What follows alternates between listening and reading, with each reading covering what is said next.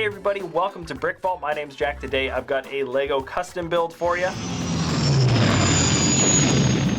This is King Arthur's Midi scale Millennium Falcon. Now, Midi is a scale that I think is somewhat subjective. Obviously, it's not mini, and I guess it's not mid-scale. I don't really know. I think it's sort of a combination between the two, and it really just depends on what it is that you're actually trying to build in Midi scale in order for it to sort of fit. So obviously, the Falcon can be built and has been built in much, much smaller scales, and Midi size can be chosen for this because you can see the sort of minifigure play scale juxtaposed with the minifig scale UCS model. And also, yeah, you can't forget the fact that there was a Midi scale Falcon issued as a legitimate set, but built in a wildly different fashion from this. And when I mean wildly different, I mean incredibly difficult. I found the LDD instructions on how to put this together online and did my best to try to fashion the closest version to King Arthur's Falcon as I could. I loved the shape of this model when I saw the pictures of it. And after about 7 hours, a little over 7 hours of struggling while live streaming, I managed to get a somewhat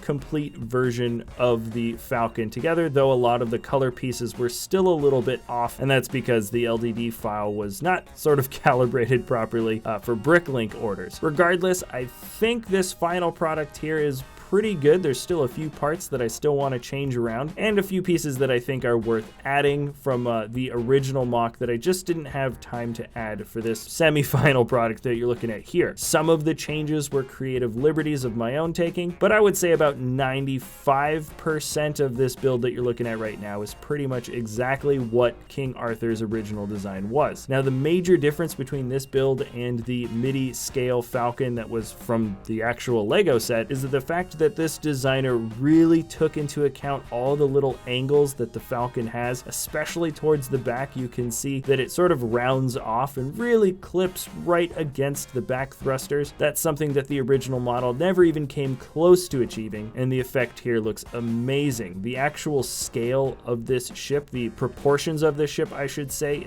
are awesome. They're so much better even than the minifigure play scale that we get. And I think if you look at the Falcon from this bird's eye view and juxtapose that against an actual diagram of the dimensions of the regular ship, you'll see that the main proportions of the body are pretty spot on, with the only sort of creative discrepancy being the size of the cockpit. That's pretty common with most Lego versions of the Falcon, but let's get into some of the details now, because there's a lot of really cool little aspects of this build, and I guess I'll just go piece by piece. This is the radar dish, a somewhat similar style of build to the original Midi Falcon set, and then the top turret cannons are made of some small binocular pieces, while you can see the 4 ports in the front are made with 2x2 dark gray round tiles, slightly different from the original model. Though the cockpit is a bit larger, I do like that you can see Chewie and Lando on the inside, and this back elbow piece is beyond complicated and super delicate to build. I think ultimately it looks very nice, but man, that was really, really tough. Now, as we swing towards the back of the ship, this is where I think a lot of the coolest detailing rests. Here you can see a few more of the dark red highlights. Also, there's some sort of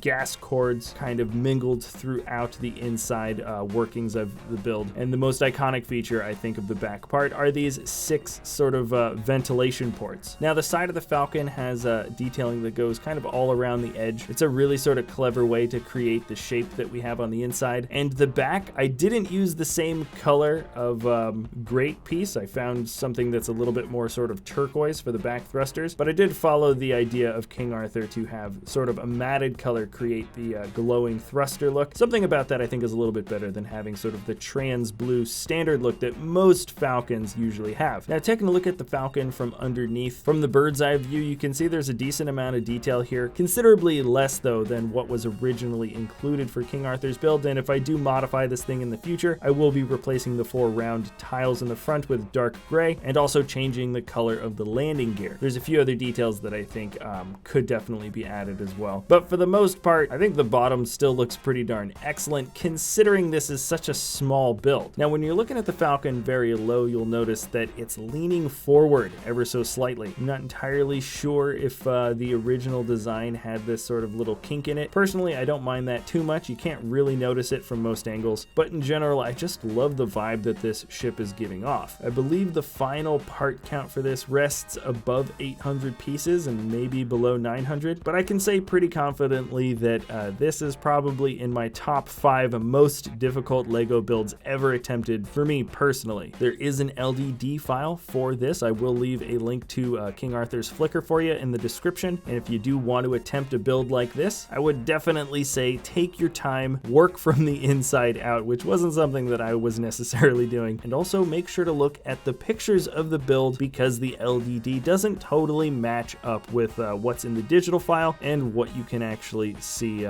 from the final build. Personally, I love this MIDI scale style of building in LEGO. In general, I think it sort of forces creators to be very, very precise and efficient within sort of the size restrictions that they give themselves, and the end result can sometimes look amazing. This one being definitely one of the better examples. All right, that is it for this episode, everybody. Thanks a lot for watching. Remember, if you enjoy our content, you can always like or subscribe, and we'll see you next time at BrickVault.